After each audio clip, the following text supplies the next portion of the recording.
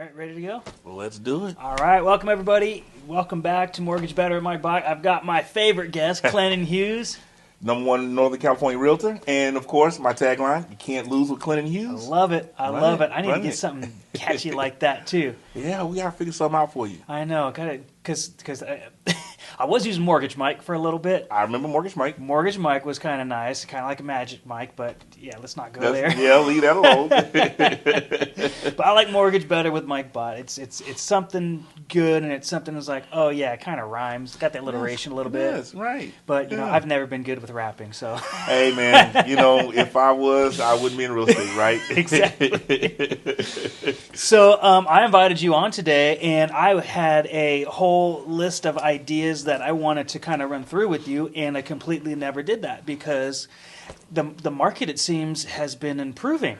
The market has been schizophrenic. I take it back. The market itself hasn't been improving, but I guess it would be the buyer's interest. Buyer's interest? Yes. Yeah, it's been kind of schizo. It's like, 1 minute everything's good, the next minute everything's kind of crazy. Yeah. I mean, we went from, worrying about how we're going to get buyers in the homes to reports of multiple offers now. Houses been on the market 6-7 days. It's a little taste of, early 2022. Exactly. And we were kind of, I was working an open house this past weekend, and it was on the market for 6 days at that point, and they already had 5 offers.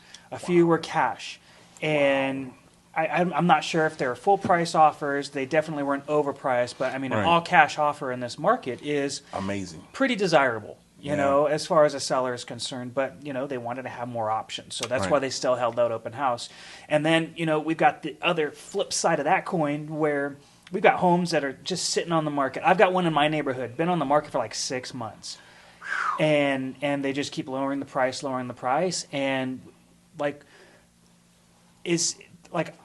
areas comparable to the two. The home that I was at that had multiple offers on it already, but before they were going to accept, it had a super high HOA. To me, it was like a retirement community. Okay. But the other home is like a 4-bedroom, 2,500 square foot in a gated community. For $600,000, and they're still not pending. What is wrong? It's a conundrum, I tell you. And so I have a listing. It's been on the market a little over 2.5 months. Yeah. Okay. Right? We've lowered the price a couple of times. I was considering doing another price drop, and then I noticed a couple of properties in the area that were somewhat comparable come on the market higher than what we have it listed for. So now I'm kind of like, I don't know what to do now. Yeah, why drop your pants? Yeah, exactly. And what would really grind my gears is if those, let me know about those other properties. Oh, I'm definitely let you know. Because if those other properties go quick, it's like, what is the difference? Right. What is the difference that property has that my property doesn't have?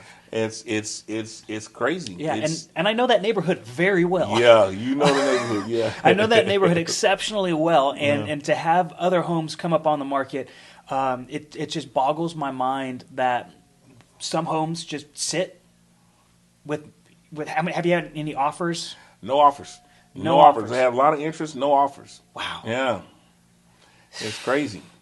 It's crazy. And then the flip side of that is I'm looking at the new home builders, and I have a couple of clients that have kind of gone and look at new homes, and it's like some of them were really busy, and some of them were ghost towns. Yeah. Yeah. A couple of different reasons. That could be a name brand recognition thing, or some builders are better than others. Yeah. But it was just crazy. Like I remember, I'd gone to 2 different communities for the same home builder in the same day. One community was just buzzing, buzz. The other community in the same area, both in Spanos, not so much. Really? And it was the same company? Same company. Was it different products, different homes? Different products, different homes. What about the price ranges? There was about $75,000 difference. So it's not huge. So it's not a huge difference. No, I mean, still talk a couple $100 on a monthly payment, but still. And it was just weird. And it's like I went to one, like I said, it was buzzing. The other one was like, "Oh, we haven't had that many people here today. This was like around 4 o'clock." I'm like, "Okay, like, that's weird because the people around the corner were just, we have to wait, and Wow. we had an appointment." Yeah. Interesting. So, the market right now is just, and a I lot think schizophrenic is a schizophrenic. yeah. It just you don't know what to expect. I mean, you're talking a neighborhood in the same zip code, Same zip in the code, same area, same area, same builder, same just a builder, slightly different price. slightly different price and slightly different price, wildly different reaction and responses Wow. from buyers. And this is something that a lot of realtors may not be so free to admit. I have no problem admitting this. Times like this, I scratch my head, you know. And I've been doing it since 2004. And every now and then there comes a market. There comes a point where a market will start doing some really weird things, and it's kind of like, Because it's just it's like a market that is just trying to find itself and figure itself out. It's like a prepubescent market. It's like, so we had all this great stuff, all this bad stuff. I mean, you got to think about the market from 2008, 9, and 10, where all it was doing, whether it be slow or crazy appreciation in, the past, dare I say 10, 13 years, 10, 12 years up until 2022. And then we just hit the stopgap of, hey, rates are jumping up. They're skyrocketing, literally doubling. right. And what is this market trying to do? Because you got the buyers out there that still want to buy. Right. But, maybe they're limited, or maybe because their dollar doesn't go as far. Right. It literally dropped off like $150,000 of what you can purchase. Yeah. At minimum. Yeah. So just trying to figure out this market and where to attack it. And that's the thing. It's one of those situations where if you're honest, you're going to take a step back for a second and just look and just do your research. Yeah. I see a lot of agents, and everybody operates the way they want to operate. But I see some people like, oh, the market's going to do this and the market's going to do that, and I'm like, the problem with experts is that even experts can be wrong. Yeah. Why isn't there only one expert? Right, exactly. Why aren't they saying the exact same thing? Yeah, and everybody saying, yeah, exactly. And they're saying different things. It's like, the wise thing to do is to sit back and just kind of watch. I mean, you're active. The thing about being active, as long as you're active in the market, you will see things happening. How do you interpret that information? Sometimes you just have to sit back and just kind of okay, let me look at this, and figure out what's going on. Because you can have, like I said, the two communities, same area, wildly different responses from the market. People going here, not so much. It's a weird thing. And for me, I'm honest with my clients, tell them, hey, you know what? I'll tell them, hey, I've been this a long time. This is weird. We need to proceed with caution, because what you don't want to do is proclaim that you've got it all figured out, and then you're dead wrong. You've got egg on your face. People more often not understand that, hey, we're humans, and sometimes things happen that we can't quite explain. I mean, it happens with doctors and, any other professional field, a doctor will look at something like, oh, I'm stumped. I can't figure out what it is. Yeah, that's when you send them to Dr. House. Exactly. And then even Dr. House is a fantastic example of why is this not working? Because how many times on that show, and I love that show. That's the only reason why I'm using it as an analogy. Right. But how many times on that show did they have to go through trying different things because they thought it was this, and then at the end they stumble upon something without even realizing it. That's right. And the thing is, to be honest about that with people, they appreciate your honesty, as opposed to, trying to look like the expert. I've got it all figured out and I know exactly what this is. No, you don't. No, you don't.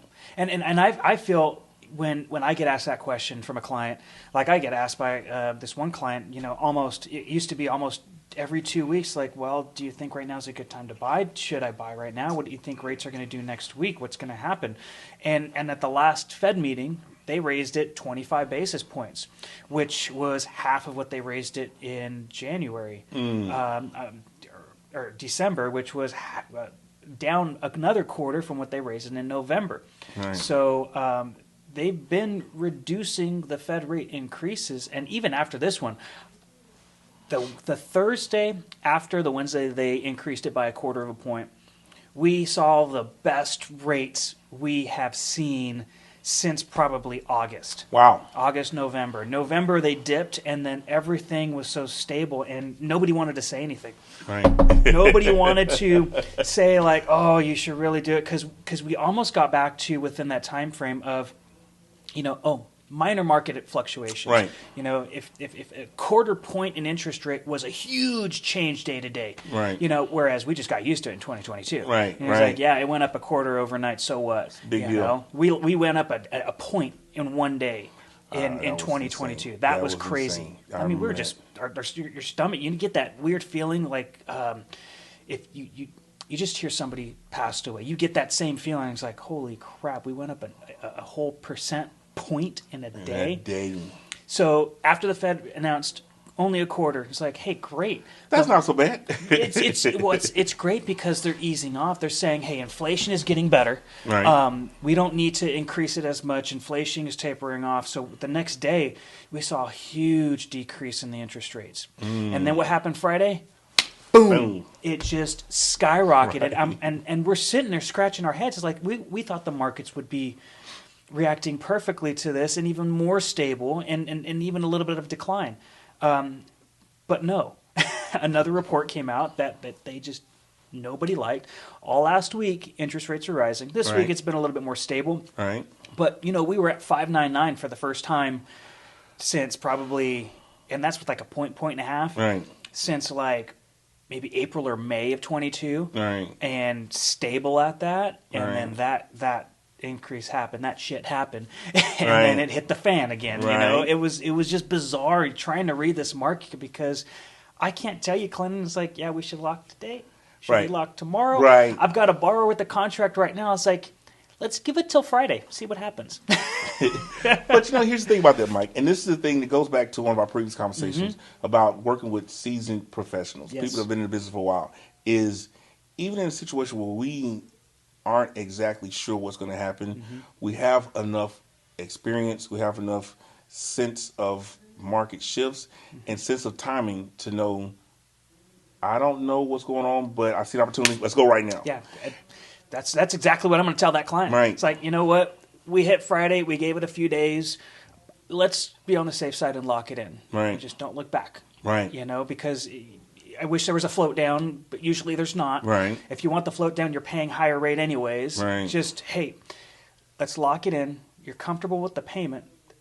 Can always refinance it later. Exactly. And if it's a quarter point off from where it is today into 2 weeks from now, did you really want that stress of 2 weeks, worrying if it's going to go up or not? Right. Or down? Right. So that's my feeling on it. And I've refinanced my home a couple of times. There's always that opportunity later on down the road. Right. And if it's not, your rate's still better off than what it was. Exactly. Exactly. That's it. So, I mean, with that in mind, look at a market like this.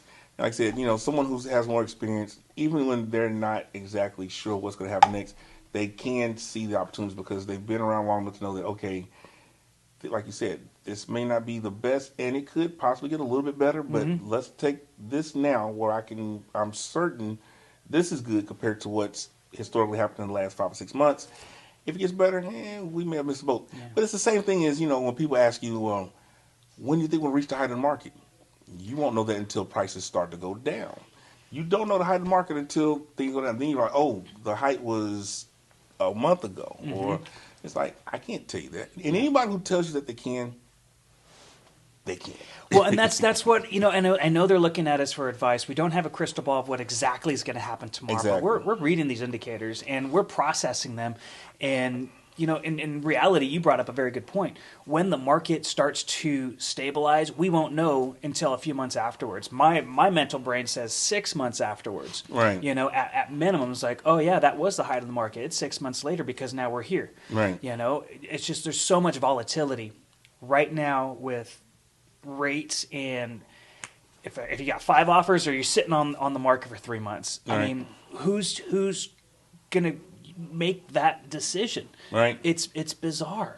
And it comes down to, buyer confidence, what buyers are comfortable with. I think, one of the things we saw with the rate decreases is that we saw buyers who were eager to buy last year. They're watching like, you know what, this is as good as it's going to get. Let's go now. I mean, you guys saw a bunch of, increases in applications, right? Because people are, there's still people out there who are able to buy, who are ready to buy, who just didn't like what they were seeing. Yep. And I think we've been in this part of the market since, like I said, maybe May last year, where the rates start going up. The rates started going up in February, but in May, June, July, July. It not only was it hot as hell, but I hate the heat. But Right. the rates were high as hell. Yeah, that July was brutal. That July hurt. I still feel the pain from July. But anyway, It was bad. It was bad, man. It was. My pockets cried in July, but it's over with. Yeah, we're good. I've healed from it. I'm moving on. But I think people who've been sitting around and who were ready to buy a year ago have watched the market, have watched things go up, and they're done. They're done waiting. They're tired. It's like, you know what? We can get, because the message is getting out. Marry the house. Date the rate. Yep. You can always come back and refinance. Exactly. And I think people are being more educated about that. People are doing their homework. And it's like, you know what? Hey, with prices coming, adjusting. Prices adjusting. Because, hey, the market still hasn't crashed. No. That's one thing that everyone said, oh, we're going to wait until the market crashes. Oh, we're going to do this until it crashes. Like, we went over this several times on this. We have. The market has not crashed. No. I don't think it's going to. I don't think it's going to either, because I think you still have people that are able to buy. And, people always go back to '08, and I'm like, yeah, but there are a lot of factors then that aren't present now. Yeah. And I think those different factors being absent from this market will help us avoid a crash. Yeah, you see a price adjustments, but that's normal. That's expected. But, nobody's crashing. There's no run on the bank. It's. You know what this market really kind of reminds me of? I bought a house in tail end of 2012 where, there's quite a few homes on the market still, but everything seemed to be a little bit more healthier. Right. But it still wasn't moving quick like it was in, let's say, 2019, right before the crazy rush. Right. And what in your eyes as a real estate professional, where do you see a healthy market? If I've got a home that I want to sell and I'm looking to get out of that home and buy another home, how healthy is like a day's supply? Ooh, that's a good question. Because I know we're hovering around 90 days right now. Yeah, I would say closer to maybe, I don't know, maybe 30. Okay. Yeah. Because that's a pretty quick market, too. That's a quick market. It's not too bad. 30, 45, at the most. I mean, 90 is not terrible. Right. I mean, all things considered, it has not been terrible. I mean, I think the longest I've had a house in the market in the last year is probably the one I've got now. That's probably the longest one. Wow. But to be fair, there were, there's other circumstances. That were taking place at the beginning. So I think had it not been for that, it wouldn't sit as long. Mm-hmm. But I think even with things being the way they are, it's not the worst case right now. No. So I mean, but healthy, I'd say about 30, 45 days. Yeah. And that's still a quick moving market. I think, what do the experts say? The experts want to have 90 to 120 days supply. Right. And to actually decode that, I don't think it's a home that sits on the market for 90 or 120 days. No. It's just that there's enough homes that are selling or that are being listed that are selling in that time frame. Right. So maybe I ought to look that up to get that day supply. But it's that thing, all right. It's like, you ask 10 people that same question, you're probably gonna get at least 10, different answers. Yeah. So and hey, I want there to be a 5-day supply because you're going to be turning over more properties and you're going to be a lot more busy and it's going to feel like we're doing a lot more work. Right. But in reality, is it feasible or sustainable for the long term? Absolutely not. You don't want a 5 or 10 day supply because what happens is what we had in 2020, 2021. We have exponential inflation in the home prices where money was just way too cheap to borrow. And if money's way too cheap to borrow and it's accessible by everybody, then the prices go up higher. Because you just don't have enough supply to keep up with the demand. Exactly. 2020 was such a bumpy ride. That was such a crazy ride. You know, it was crazy because we could never catch up. It was, and here's the thing. At first, I was kind of enjoying it, right? Because Of course. beginning of the year, March, you get shelter in place, Mm-hmm. and then we were out of work for like what, 2 weeks or so. Yeah. Yeah, then it's like, okay, well, you're essential now, so Get get back back to out. work. Yeah, and I'm like, okay, yes, I get back to work, and then work picked up, and then work picked up, and then it was like It wasn't stopping. it was People not just kept coming stopping, in. and I mean, I put in so much windshield time in 2020 between, Stockton, Tracy, Manteca, Patterson. Oh yeah. I mean, at one point, I'm in Stockton. I'm an hour away from Patterson. At one point, I had 3 deals going in Patterson at the same time. Wow. And and it was crazy because I was doing open house, right? Uh huh. And I'm like, well, while I'm here, let me go check on these other 2 because they're representing the buyers. So I'm like, let me kind of go look at the house for my buyer. And I'm thinking, I don't even live here. This is not my primary. I mean, I know the area because Yeah, I've worked of enough. course. But I'm like, this is not my area, and yet I'm busy here. That's Yeah. not including everything else. I mean, I remember one day, Mike, I started in Patterson, worked my way up, Patterson, Modesto, Manteca, all the way, overshot Stockton with the loadout, and then came back to Stockton. That was in one day. Jeez. Yeah, it was And insane. client appointments, or were these showings? Client showings. Wow. It was insane. I mean, I was speed demon. I mean, I was, Well, I I guess the mean, statute of limitations up. I can say I was speeding. Yeah. how can you say no to business though? You can't. Yeah, that's the thing. It's like, hey, we need to strike while the iron is hot, and Right. we need to maximize this. And a lot of times, what I hear, what happened in 22 was, I mean, and I guess we're still retrospecting instead of looking forward in this Right. episode a little Right. bit. But a lot of agents, they just sat back and said, well, whew, I can get an effing break. And that puts us behind. Right. And I did that too. I was trying to figure out what I'm doing wrong, and our owner of our company said it in that same lunch and learn that you went at. Right. It's not you, it's the market. Yeah. If you can survive this damn market, you're gonna be on top. How many agents do you think, at least in your office at Grippy Remax Gold, how many agents do you think you lost last year? Oh, I don't know. I mean, I know there were a few. I mean, just all across the board.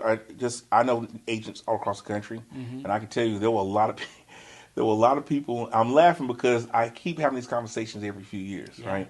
Where I saw a lot of people jump into real estate because the market's hot. They always do, and then when the market gets real, when stuff gets real, they go back to their jobs. It's just like. And when it's hot, they all talk smack. Like, oh, man, this is easy. You make it sound like it was so hard. And, blah, blah, blah. I sold, 10 houses, and I was barely doing anything. Good for Yeah. you. Kudos. That's times are good. That was good. That's 2020, 2021. It's like, and then reality strikes 2022. It's like, oh, man, I don't see how you do it. It's like, you don't get caught up in the hype. Yeah. And there have been a lot of people that have gone back to day jobs or gone to do something else. And it's like, but I love it. It's like a forest fire. Yeah. Right? It purges out all the weak, the sick, the ones that can't really survive. And what's left, you get the best of the best. Yeah. Just like what your company's own saying. It's like anybody left after this has earned the right to be here. They survived. They were smart. They were adaptable. People always say, And they struggled too. they struggled. They went through the struggle. How much do you learn from a struggle? Smooth seas do not make good sailors. Exactly. Right? You learn a lot. And I always say, and I think I mentioned this before on your show. People always say, it's survival of the fittest. The strong survive. I say it's survival of the most adaptable. Yeah. The ones that can adapt the fastest survive. It happens in nature. It happens in business. Yeah.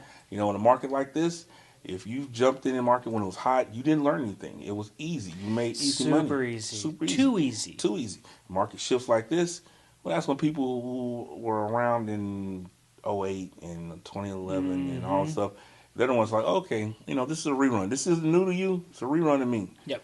And that's not to dissuade or, Right. put down anybody who's a newer agent. It's just about paying attention and being smart and studying. Because even a new agent who's studying and paying attention can learn and is adaptable, can learn that, hey, you know what? I did have it easy then. this is a real market. I've got to really work for my check now. And they survive. They make it. It's the Johnny come latelys, fly by night guys that are, they're hot shots and then superheroes to super zeros. Well, they crash and burn because Hard. hey, this isn't as easy. From what I've heard and spoke to, different agents, it's like a lot of places lost a lot of people. All the really green peas that came in who were doing a lot, and once the tides turned, towards the end of last year, they had to figure something out. Yeah, they weren't ready. And it wasn't they weren't ready, but they weren't told, hey. It's just like, telling the rock star, the rapper, Right. you hit that peak, but at some point it's going to be a low time. Save that money. Save the money. You're gonna hit that sophomore slump. Mm-hmm. It's okay, just ride it out. And I mean, you're in my office pretty regularly, so I mean, you kind of seen some of those fresh faces are not there, but what you're also seeing are people who are coming in and they're coming in smart. They're coming in, they're paying attention, they're listening, they're doing all the trainings. I mean, Tundi does this great new agent training, and what I'm seeing with these new guys is they're coming in playing the game smart. They see that, hey, this isn't some easy thing. Yeah, so Tundi's trainings, they bringing that back around. Bringing it back around, the Tundi's trainings are great, and so like I said, what we're seeing now is we're seeing smarter, sharper agents. Good. Even, when they're newer, they're coming in, they're learning, they're not, the Johnny come late. See, I can really respect that, getting an analytical agent that's coming right out of the bat and he's like, who's not going to be, how do I say this, pressured or swayed by the easy sale. It's like,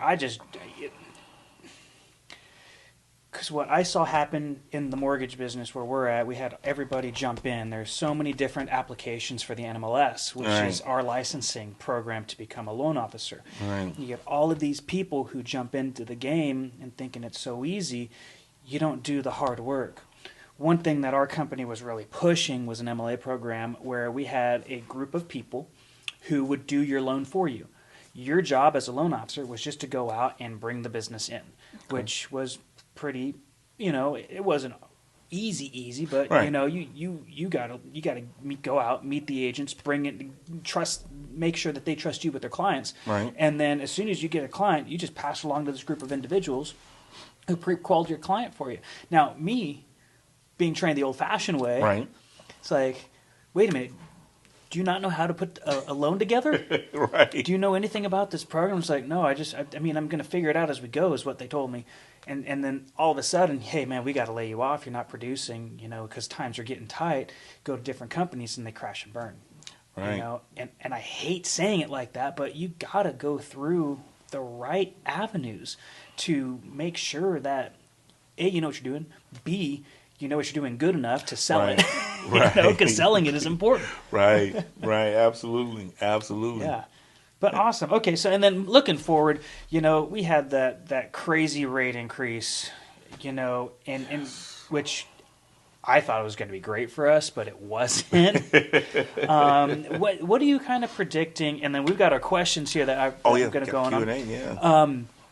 What are you kind of predicting now? So we're almost a month and a half in this year. After the holidays, we kind of have a good feeling. I know when the first of the year turned over, it was a Tuesday the 2nd, and it was Tuesday the 3rd.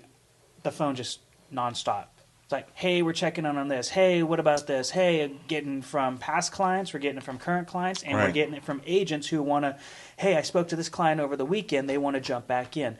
So the first couple indicators of this year were like, hey, this might be coming around a little bit quicker because we were anticipating this crazy schizophrenic market to last at least until 2024. But that start of the year is kind of making it feel better, at least on my side. What are you feeling? Good. We felt the same thing. I mean, my phone was ringing. Yeah. Hey, can you maybe put me in touch with somebody, my wife and I, or my husband and I, we're thinking about doing something. Okay, yeah, sure. Let's sit down and have a conversation. Let's figure it out. So, yeah, even now, we just talked about the recent rate increases thing.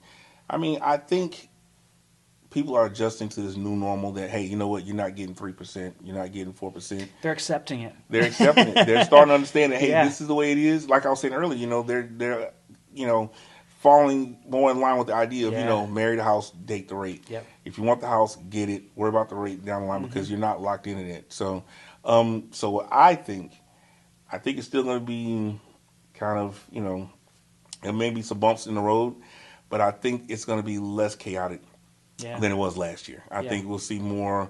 I'm not going to say normal. I'm not going to go that far. I'll say I don't think it'll be as chaotic as it was last year.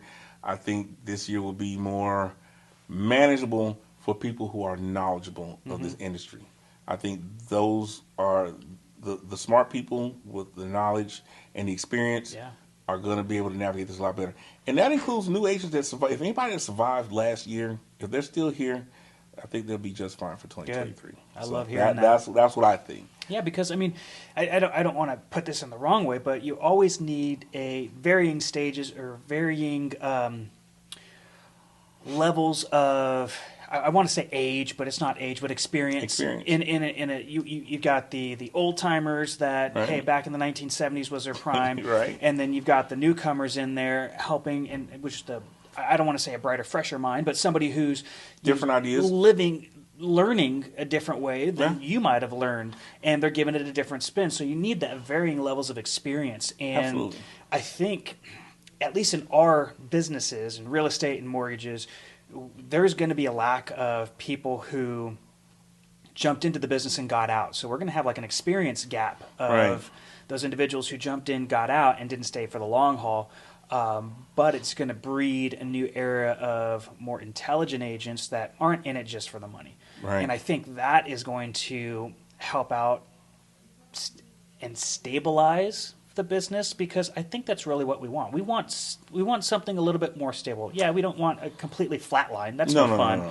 But we at least need something stable. We need rates not to be adjusting crazily. We need home prices to either stay the same depending on the neighborhood, that sort of thing. We have good comps, that sort of thing. Right. So I think we're going to be in a much more stable environment this year. I like the word stable better than normal. Well, and I just want it to be somewhere where hey, we can figure stuff out versus hey, you better lock now because next week it's either going to drop a half a point or gain a half a point. Right. And I think that we'll see that in 2023. I mean, I think that, like I said, I think people are, because I think at first that shock of the rates jumping up really threw a lot of people off. People and we have short attention spans. We saw those 3% and 3.5%, and we thought, oh, this is it. It's like, no, this is not it. And I think when people got accustomed to that in a very short period of time, they thought that that's the way it was going to always be. And now they've had a wake up call.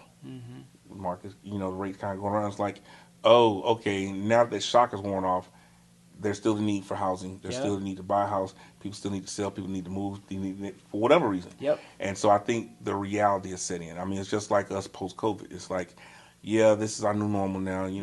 We do things a little differently, most of us. Yeah. And I think that's the same thing with the mortgage. I mean, the mortgage industry and the real estate industry is like, okay, we still need a house. This seems like this is the way things go now. And I like that. I think that will make a more stable market. I'm trying to avoid the word normal. Yeah, nothing's ever normal. Nothing's normal. What's normal? To be in this business, you have to be abnormal. You got to be a little. Absolutely. I mean, what's that Morticia Adams saying? What's normal to the spider is chaos to the fly. True. It's like, so what is normal? So, but stable. I like how you said that. So I think we'll see a little more. I mean, I'm not saying it's gonna be everything's gonna be like I said, but I think you'll see more stability than you saw last year. So and I kind of want to transfer now to our new first-time home buyer stuff that you actually don't need to be a first-time home buyer, but like down payment assistance, that's making a comeback. We had it back in tail end of December and January start to stabilize, where hey, your down payment assistance at 8%, or you can go get a loan at 6%. There's a huge discrepancy back there. I've actually checked in on a couple of my different programs, and this is some really cool stuff. So let's say you got a first-time or somebody out there, not a first-time home buyer, who wants to buy a duplex or a triplex, and they qualify for conventional. Do you know what the down payment they'll need? No. Okay, so for a duplex, you need 15% down. Okay. So you need to do 15% down, and your rate gets higher. because it's 2 units, more risky. Right. For a triplex, you got to put 25% down. Okay. 3 and 4 units. Right. So I was poking through with one of my good buddy Jacob here in one of the programs, and I'm like, hey, this program actually is quite competitive. I used to use it a lot.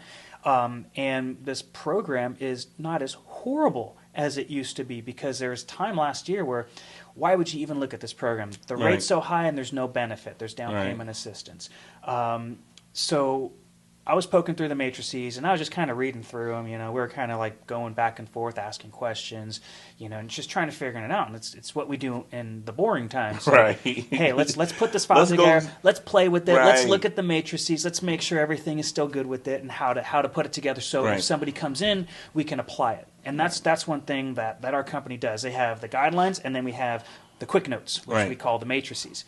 And in this quick notes, I was looking at it, and it's like, wait a minute. This says for a 3 to 4 or 2 to 4 unit property, if you can get them approved, you could put a minimum of 5% down Wow. with down payment assistance. Wow. So I just structured up $500,000 purchase price, $25,000 down after down payment assistance. Excuse me just a second. Wow. Wow. So you're coming from, hey, you on a $500,000 property, you're needing at least $100,000 in closing costs and down Right. payment. Right. It's with the extra interest rate and hits because it's a multi-unit property, and that's just for a 2-unit property. A duplex that you want to buy. Cool thing about duplexes and 3 units and 4 units is you can use the income from those other properties to help qualify you. Nice. So this person that we were working on the file was a true actual person. We had a credit ran and everything. Okay. I was just like, okay, so she's pre-approved for 350-ish right now. Okay. But she was also looking at a 2-unit. I was like, screw this. Let's look at a 3-unit. She's occupying one. Right. She's renting out the other 2 for $1,500 a month. Pretty reasonable rent, depending Right. on the neighborhood. Right. We got her pre-approved $500,000 with $25,000 out of pocket. Wow. Wow. I mean, what? How many doors does that open up? So many. I mean, that is amazing. I mean, that gets, because I've had clients that were first-time home buyers who would ask me, these very savvy buyers, like, Yeah. I'm thinking about maybe getting a income-producing, property and rent one and stay in one. It's like, I wish I had thought like that when I was 26. I should have done that when I bought my first home, but and I'm telling Jacob too, because he's in the mortgage business, and, Right. and he's kind of figuring this stuff out, and I was like, dude, whatever you do, just buy a duplex, at least a duplex, least a duplex. because once you fly the coop from that duplex to that conventional property, or your next property, whatever it may be, you can put 5% down, and that'll be another one, and then you can keep hopping it, and you can find out if being a landlord's your thing or not. Right. Because it's not for everybody. Definitely not It's for everybody. everybody. It does require deep pockets, It but does. if you got money for that down payment, $25,000 down on a $500,000 tri-unit property, and you're getting help from these other properties that you're going to be renting, it's an amazing shoe in, Right. and the rates aren't even bad. And again, I have to say, wow, wow, wow. I mean, when I saw that, I was floored, because not everybody can do it. Right. Not everybody can be in a position where they've got the $25,000. Because Right. if you're looking at a single family residence compared to a 3-unit, like in that example, Right. we're talking maybe $12,000 to close in that Right. scenario with the down payment assistance versus $25,000. But you don't even need to be a first time home buyer. So if you're coming from, a single family residence into a duplex, you can utilize that program. It's pretty incredible. Wow. It's pretty incredible. Ladies and gentlemen, this is why I work with Mr. Mike Bott. Well, and it's applying it. Right. Not everybody's going to qualify. Not Right. everybody's going to be in a position where they can make that work. Right. But if it just helps one person out there, one person who needs more information on this program to push this forward, it's going to save you money in the long run. Right. Yeah, it's an incredible program. Any questions about that? I have a bunch, but we're not going to do it on air because I know you have work today and I've got work today, but wow, I am shocked. Okay, just for people watching this, a lot of times when Mike and I are talking, some of the stuff I'm just learning for the first time, so I am really, really shocked right now. This is really good information. And I mean, not to put you on the spot or anything, but this is honestly why I work with Mike. This is why we sit here. This is why I do business with him, because Mike and everyone here at the Eagle team for Summit Funding, these guys are incredible. I mean, like you said, they're taking their downtime and they're looking at stuff. I mean, even if they're just kind of playing around and see what works, their minds are constantly looking for new ways to get things done. Excuse me. I mean, and I think we may have mentioned this before on your show or not, but I think you have personally helped me save, like 4 or 5 sales that were definitely about to go in the tank? I would say at least 2 at a minimum.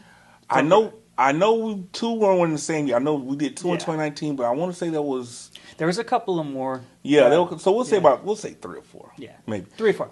We'll say 3 or 4. The point is, I came to Mike when I couldn't get anybody else to get things done, and they got it done.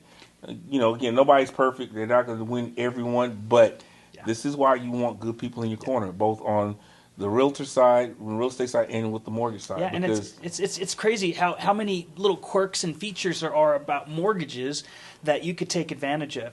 I mean, if you go to any loan officer out there, it's like the first thing I think of in my brain is quick, like, hey, you need at least 15% down, or you need to go FHA. Right. And FHA doesn't allow you to use as much of those rents on the other units. So it's like, do you at least have 3.5? Because the first time home buyer down payment assistance won't allow a multi-unit. Right. This program, I was like, hey, this is amazing. Let's pump this for the next couple of months and try to get people as landlords, as multifamily units, or even multi-generational housing. How many people out there are stuck who are landlocked because they've got mom and dad living with them or their adult children living with them? Right.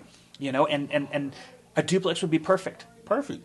You on your side, mom and dad on the other, everybody's happy. Put a door in between or not, your choice. I go with or not, but to each their own. Hey, mom and dad, I love you. I'm just playing. Just put it on the back fence, just a door back there, so you can send the kids back and forth. There you go. That's it. But yeah, so I love finding those things out because I love educating and giving these topics, because when you're making phone calls, it's like, whoa, if hey, my loan officer told me about this program about a duplex. Are you interested in that? Or hey, down payment assistance is still a thing. It may not be a great option, but it's still an option. Let's see where you're at. Right. That's probably the best thing that we can push forward. That's it. Yeah. That's it. Awesome. Ready to dig into these Q&A questions? Let's do these. Let's do it. So I have no idea what Mike is about to ask me, and he has no idea what I'm about to ask him, but let's You first. All right, let's see. When is mortgage insurance required?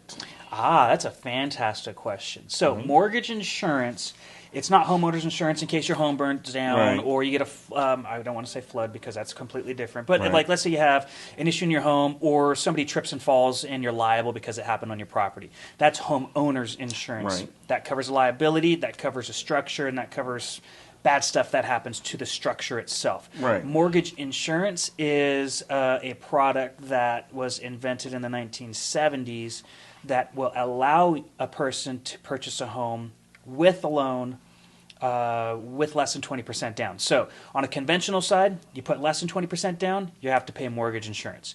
If you're buying an FHA home, you have to pay mortgage insurance no matter what. Right. So even if you put 20% down, FHA will require that mortgage insurance. So if you buy a home with FHA and you put 10% down or more, it's going to automatically fall off in 11 years. Nice. Kind of weird how that works.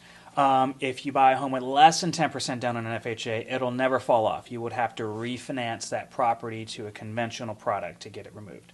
On a conventional loan, 20% or more, you don't have to have mortgage insurance. 20% or less, it'll fall off automatically when you hit 78% loan to value of when you purchased it. Oh, wow. So let's say you bought a home with 3% down. It's usually going to take about 12 to 13 years for it to automatically fall off.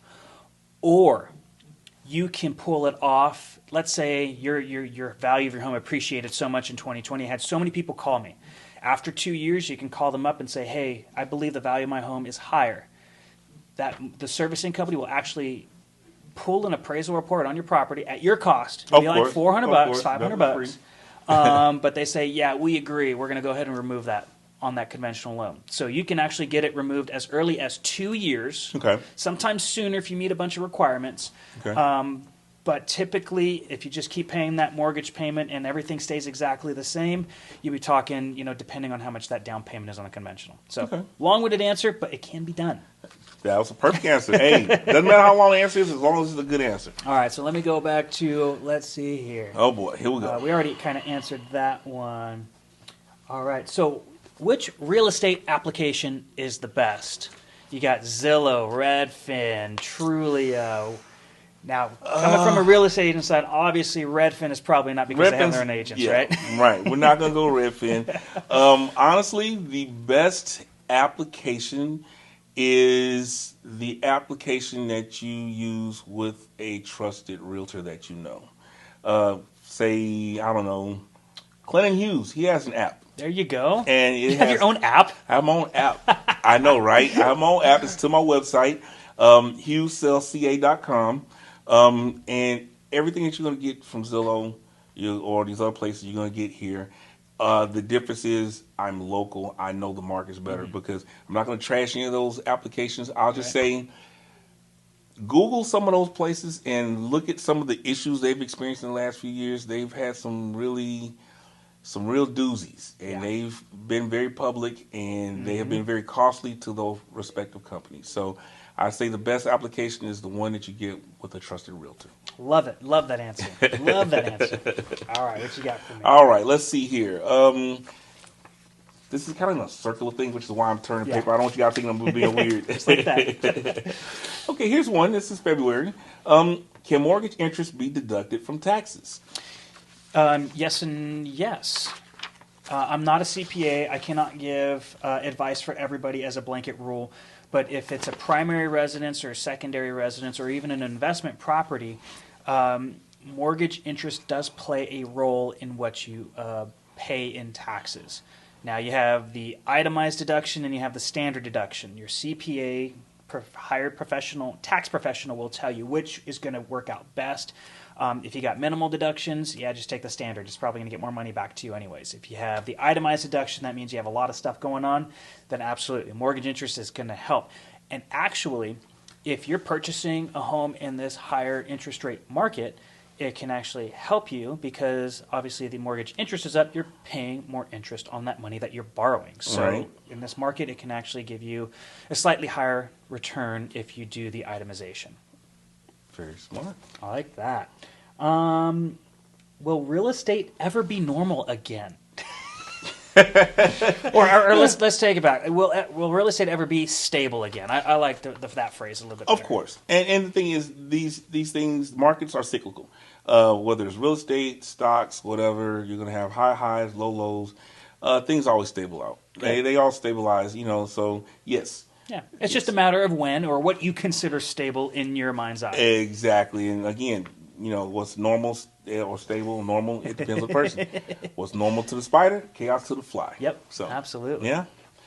All right, let's see here. Hold on, let's see. So I asked you these first two. Let's see. Can I apply for a mortgage without a tax return? Yeah, you can. So if you... Now, there's a catch to that, though. So the down payment assistance programs that are for first-time home buyers, we have to prove that you haven't owned a home in the last 3 years. That's what makes you a first-time home buyer. If you have no ownership interest in a property in the last 3 years, your tax return shows your mortgage interest. So that's a dead giveaway. Right. And if there is, we have to kind of go back and see when you sold it. And if you are W-2 and pay stub, where they take taxes out, we can absolutely get you pre-approved without a tax return. Okay. However, if you own a rental, if you have a self-employed business, so you're 1099, self-employed, Schedule C, truck driver, self-employed, if you own your own business, self-employed, we will need those tax returns to figure out your income. Right. Like our mutual client, Tony, he is self-employed. That self-employed person, that's how they show their income. That's how we qualify for loans. Now, there are ways that we can get them pre-approved without a tax return. That's when we go off the conventional course. We go to like bank statement programs, DSCR, but you're going to pay a lot more in interest. Those aren't conventional quote-unquote loans, not the mainstays. So yeah, there is definitely ways that we can pre-approve you without a tax return. In some scenarios, we may not like the interest rate. Right. It's always a trade-off, right? Exactly. Yeah, exactly. Okay. All right. All right. What's one? What you got for me? This one's kind of scary because our company can technically go away. Will real estate agents be needed in the future? It's funny. That's a good question, and I love the question. Here's why I love the question. I was just having this conversation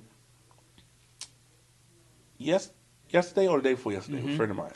So when I got into the business, 2004, this is when everything's going online. You know, you have e-commerce that's like just blowing up. It's exploding. Yep. And so from day one, from the day I got my license, the first day I entered into real estate, I was told that I'd be obsolete in 5 years. Yeah. In 3 years, because the internet's here. People are going to be able to buy a house online. In the next 5 years, realtors are going to be gone. People are going to buy houses online. And this has continued and it comes every few years. I mean, just recently, this whole iBuying idea, this whole iBuying concept, well, people can go to Zillow and buy a house, and Zillow tried to take us out of business. I mean, they did. And Redfin's still trying to do it, but Redfin had a kind of like a hybrid model, right? Where they're just going to snuff out your commission, right? Absolutely, absolutely. So Zillow. Okay, because this is factual. I'm not making this up. Zillow had to lay off 25% of their workforce because their iBuying program folded. Failed. Failed. Okay, you're gonna keep it a buck. It failed. Yes. Miserably. Yeah. Open Door. Zillow partnered with Open Door. Well, Open Door was hit with a really nasty lawsuit. And these iBuying programs, I mean, they're like anything else. They may work for some people. I know some people who in other parts of the country who had great success with them. Most of the people in my personal experience, trying to find a PG way to say this, they were not happy with what happened. They were, because they ended up getting screwed in a lot. They get screwed big time, and it's like it's funny. So I had with one of my listings now, I received an offer from Open Door. It was $106,000 lower than what we're asking for, which was insulting. It was completely insulting because I'm thinking, my client paid more than what you're offering. Yeah. So to answer your question, we'll still be here. So because even in ours, so we had it was probably our last sales retreat right before COVID, and it was all in person. He was like, all they got to do is fill out their information, click a button, then you get your Fannie Mae DU findings. It tells you everything you need. You guys are not going to be needed in the next couple of years. Yeah. Tell me how good. There's a very big company online. It's like spaceship thingies. Yeah. And you and I have had experience with that company because one of the aforementioned, I didn't cut you off, but one of the aforementioned sales that I almost lost was with this company, the spaceship company. And my good friend Mike here saved the deal when that spaceship company, who promised all these great things and it was going to be super easy, failed to deliver. And they actually got that to me before they were the spaceship company. They were called something else, right? But they actually screwed up my purchase back in 2013. And then I had that's how I met Blake. So it's all these little. They're gonna make it simplified. They're gonna eliminate the middle person because that's all we are. We're a horrible person. Right, because we're horrible middle people who are just out there to take more money. Well, no, our expertise and our brains are worth something. Exactly. And that's why you're going to trust us. If you want to go sell your home to these other companies and take a dollar loss only to find out that they're actually flipping your home, and that's how they're making the money. That's how they afford to get such a low commission. Yeah, it's just what it is. Yeah. So no, we're going to be here. Like I said, from day one, that's been the thing I've heard since I get. And now, like I said, it's almost 20 years ago. Yeah. Come June, it'll be 19 years for me in this business. And so for nearly 20 years, I've been told from day one, oh, you're about to be obsolete. Oh, people don't need you. And every time I've seen these different, and now don't get me wrong, at some point, maybe there will be something that may have to make some concessions at some point, maybe. Yeah. But like you said, what you're never going to get rid of is the constant training, the continued education, the experience, the know-how. Because if everything works smoothly, maybe one of these things will work. How often do things go smoothly? Never. Exactly. Things don't go so smoothly, Well, and you got your boots on the ground. You're in the trenches. You're in this every single day. Exactly. And from what I've heard from one of those companies, when you're working with them, you're just told what to do. Yeah, Somebody else has done the thinking for you. Exactly. And and it's like you always see, a good indicator for me when there's a good market is when you see all these discount brokerages, right? I'm not going to name any names, but they always seem to pop up when the market's good. So when I see those pop up, I feel good because I'm okay. The market's doing great. Because also, real estate offices with mortgage companies inside of them. Yes, oh yes, those pop up. We're like, oh, we do mortgages, and we're just like, we'll see about that in another year or so. And they always disappear when the market gets a little tough. They're gone because they can't afford to hang around and give you, because there's a catch. Yeah. And really, most of these discount brokerages, you're doing most of the work. It's like, they're not charging you commission or much commission because they're not doing much work. Yeah. You're basically doing most of the work, and it's like at that point, you might as well just sell the whole thing yourself.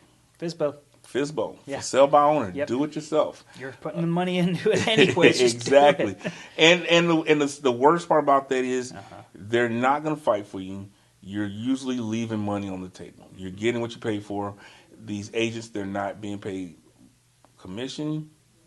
They don't really have a vested interest to fight for you. The irony is, and I had to tell a client this very recently, they were upset. Things weren't going so well with the sale. And so finally, I'm like, understand something. Like, since some people have such a bad connotation attached to realtors, they think we're just money grubbing. Fine. Let's look at it from that perspective for a second. If for no other reason, a very selfish one, I am highly motivated to get your house sold because I got something writing on it. Yeah, I don't get paid. I've spent a lot of money to get your house marketed. I don't recoup a dime of that, and I don't get paid until this house sells. So if you doubt me, if you think that I'm lazy or I'm incompetent or I'm not doing a good job, whatever the case may be, trust that I'm going to get paid. Because you're fronting that. How much does a typical listing cost you up front? It depends. I mean, I've spent hundreds of dollars. Postcards, mailers, flyers, and that's not including the time. And you're spending 3-4 hours at open houses. True. Every weekend, and you're driving around and. There's a lot of money, a lot of time and money that goes into it that you don't see, because if that sale doesn't close, I don't get paid. So, it is on me? Yep. All right. Mortgage with low credit scores. Okay. So, FHA goes down to 500 credit score. Oh, wow. We here at Summit Funding go down to 550. Here's the catch, though. Under 580, you may be at the top of the interest rate chart. So let's say your interest rate 7.5, but you're going to be charged 2% of that loan amount. Oh wow! So if the loan's $300,000, you're going to be charged at minimum $6,000 in closing costs. Right. So a lot of times when we have somebody who comes in with less than stellar credit, and it's like, why is my closing cost so expensive? It's like, well, your credit is in a position where it shows a lot of risk. And when it shows a lot of risk, we're going to want to make sure to get at least some of that money up front. Right. It's like putting a down payment on a car. If you've had a fantastic car loan history, you could probably buy a car with no money down, financing all the taxes above the value of that car when you drive it off the lot. Right. Versus, hey, we need you to put at least half money down because it shows on the last 3 car loans you have, you ain't making your payments on time, you have a repossession, something along those lines. So it can be done. Under 580, also you have to put 10% down. For FHA financing. Okay. But it can be done. So it's there. It's pricey. It's just all. Which is why we usually recommend people work on their credit, which isn't as hard to fix as people think it is. A lot of people think, oh, it's going to take me 10 years. It's like I've seen people do it in 2. Yeah. It just takes time and money. And time usually, like about 2 years is usually with you. If you've got a lot of stuff wrong, it's going to take you 2 years at minimum to get some decent movement. And it's also going to have you fix the stuff that you messed up in the past. Right. It's hard to spend money. It's like, that's so long ago. Why do I got to pay for that? Well, because you signed up for it. Right. And the only other way to discharge it all is to do a BK, and you have to wait 4 years anyways. Exactly. So yeah. Very rarely I recommend that. Right. All right. So last question for you. Okay. This is the last question for both of us, right? For both of us. Right. Yes, sir. Okay, yeah. What is the difference between wholesale and retail in real estate? So wholesale may as well be a 4-letter word as far as I'm concerned. and not to disparage wholesalers because I know there are some great ones out there, but honestly, retail would be what I do. Resell. I go out and I find a home that's listed and I connect the buyer with the seller, work on their behalf, get everything done for them, I get paid, or vice versa. I'm work with a seller, I go out, I get them a buyer, and we do the deal, get it done, get it closed. And that job is to also get top dollar. And you get top dollar. That's retail. You pay retail prices. Retail prices. Now, with wholesale, people think wholesale, they think in terms of wholesale retail for like goods, like shoes or something like that. But with wholesalers in real estate, what you typically have, you have people that are acting as agents without actually being agents. Okay. They will go and if they work with a buyer, they'll go find the concept. Let's go out, find a home that's for sale. Basically, they want to find someone to assume their contract. I'll find this house. I've got a buyer. I'll come in and put an offer in. Then I'm going to turn around and find a buyer to assume this offer. Sometimes it's for a rate, a fee to do that. Interesting. Because that never makes sense to me. Because why would I pay you to help me find a house when I can have a realtor do the same thing? Kind of the same. And they're not going to charge me anything. Mm-hmm. Kind of, it's weird. So, and I know there's more nuance to it than that, but I mean, the gist of it is, it's one of those things where it's like, you probably want, and I know I'm about to make a lot of people angry while saying this, but honestly, this is one of the things where you want to work with a licensed professional. Yeah, and the licensing, it's not just a badge. You just have to, when I became a salesperson at a car dealership, they make you go down to the dealership and they fill out a bunch of forms. That's all it is. This is actual a 3 college courses and all this other stuff, and you have to pass a test issued by the state bar. Not bar, but the state DRE. So that being said, you better know your crap. By the time you get out of that. Not only that, you have to renew your license. You have to constantly do continuing education. And you're liable. After that sale is done, you are liable for that contract and everything that's included in it. So you're taking on a lot of responsibilities. A lot of responsibility, a lot of risk, which is why we spend so much for E&O insurance. And we have, attorneys on deck. I have legal counsel both with RE/MAX Group Gold and with, the California Association of Realtors. I mean, these are things that we pay into, and so it's not just some racket or whatever. It's like, there's a situation. Well, if there's a situation where you find yourself in trouble, you're going to be with someone who's licensed. Just like if someone comes out and does work on your house, right? You want someone who's licensed and bonded, as opposed to Joe Schmo over here that your uncle's friend's cousin who says they can hook you up for $500 cheaper. If something goes sideways. Well, it's not even sometimes $500 cheaper. Before the show started, I just told you that I installed turf in my backyard, and I purposely went for the more expensive quote. It ended up costing me almost double than the cheapest quote, and the reason why I did that is because there's going to be somebody, a company, a liability, an insurance that's going to stand behind that product. Exactly. When my dog rips it up. Your dog rips it up. That's right. And that was one of the things. Like, okay, so this is an actual company, and I'm not spiting the guys who are out there just trying to get a leg up and try to figure out the business. But there's something to be said when you go to that expert level Clennon Hughes, Michael Bott with Summit Funding versus, I do landscape and I can toss some turf in there back for you. What's going to happen when, let's say, they've done turf a handful of times, and it just ends up sinking in your backyard, and then you don't have any drainage, and then you got a mud pit, And the whole point of putting turf in there is to avoid the mud pit. Yeah, and that's the thing. My dad used to always say a lot of times, and my mom too would say, if you go and try to be cheap, you're going to end up paying more in the long run. You can pay for it 3 more times. Yeah, you're going to pay 3 times. So it's like it's best to do it right the first time. Yeah. And I just realized I do have one more question. Go for it. Let's see. And this is going to be interesting to get your response on this one. Is it better to get a mortgage from a bank or a mortgage company? That's a very good question. So depository banks is what he's talking about, the differences. That's where you go to your big banks, Bank of America, Wells Fargo, credit unions, federal, FCUs.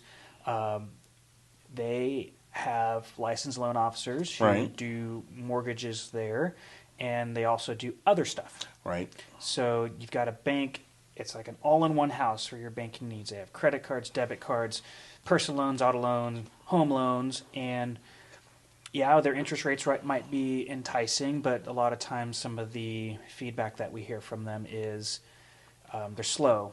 They're only Monday through Friday. A lot of times you may get a loan officer who works on the weekends with those, but Right. when you call me, either I'm on the phone with the client or I pick up. Right. Don't matter what day or time it is. Right. You can get a hold of me and you shoot me a text. All the time. Even on your off days, which I feel bad about, but go ahead. I don't have any off days anymore. I wish I did. True. But, you know, so when you go to a mortgage banker, which we are classified here as at Summit Funding, if that phone is ringing, it's money calling. Right. And if that phone is ringing, it's a client that needs your help. Right. So, or it's a referral partner like Clennon who needs an answer. Right. So I make sure to go above and beyond because that's just how we're kind of bred a little bit differently. Right. I always thought about going to a bank, Right. but that's also like giving up this fun, crazy, schizophrenic life and going And to who work wants to give up this? and going to work for the state of California or something like that. Yeah, it's a guaranteed pension, guaranteed this, but you know you're clocking in, clocking You're a out. drone. And yeah, I wouldn't call them drones because they still give you tickets on the highway. Yeah, they do. This is true. This is very But true. at the same time, it's like, man, do I want that monotony or do I want the freedom? Right. You know, and here we're given the freedom, and here we're also giving a lot of those extra products. Like that product that I spoke Yes. about earlier may not be Yes. available with that credit union. Yes. And they may not allow you to purchase this more because, hey, this bank has deemed this product a little risky. So Right. we're not going to let this borrower go up to the 50% debt to income. We're going to have an overlay that says they can only go up to 40% of their income. And that, to me, is the biggest difference is that with a mortgage company like Summit Funding, this is all they do. This is what they specialize in. You want specialists. You want experts. You know, you don't want... I mean, there's nothing wrong. I mean, if you want to go to your bank, that's fine. But honestly, in my experience in 19 years, I have seen the difference between taking someone to a Mike Bott as opposed to taking someone to a big box bank. Well, and just you're allowed to shop too. Just get a couple of different opinions. Right. That's the only thing that I would say, and encourage you to look at all options because a big bank is not going to have all the options. No. Even like dare I say it, me, I will not have all the options that No one will does. fit. You know, we don't have really good portfolio products that we can just give a loan if you have millions of dollars with us. Right. You know, a bank like Morgan Stanley, and I only know this because I have family that works for them. But hey, you got $5 million in the bank, and we'll give you loans. Sure, there's no underwriting, no nothing. It's just hey, here's a loan. Have fun. You know? Right. So there's things like that we can offer. Right. But yeah, trust and shop. Yeah. There you go. All right. Well, Clint, I think that's a great place to end it. I appreciate you coming on the show. Likewise. I enjoy being here. Absolutely. I enjoy having you here. And I'm Mike Bott. I'm helping you mortgage better in 2023. Our whole goal of this is to help educate, help give you an idea of what the experts think in this market. And I've got my special guest here. I'm Clennon Hughes. You cannot lose with Clennon Hughes. And I like to say that it sounds catchy, but the reality is, and this is not to toot my own horn, but this is the reality, I will work hard for you for two reasons. One, because I like to do a good job. But two, and this is a very selfish one, keep this in mind, I do a good job for you. You say very nice things about me. That brings me more business. That makes me more money. So if you trust nothing else, trust that I like to make money. And the best way to make money long-term in any business is to simply do good business. Absolutely. Which is why I work with Mike, which is why I stick with Summit Funding. These are great people. They have great products. Makes you feel good, too. It does. If I hand you a client, you know that client's being taken care of. Absolutely. And vice versa. Absolutely. I know that I have no problems on the back end. I know that once I get them in the contract, we're good. Yep. That's it. Absolutely. Awesome. Thank you, Mike. Appreciate you. Thank you, Clennon. All right. See you later, guys. Thanks, guys.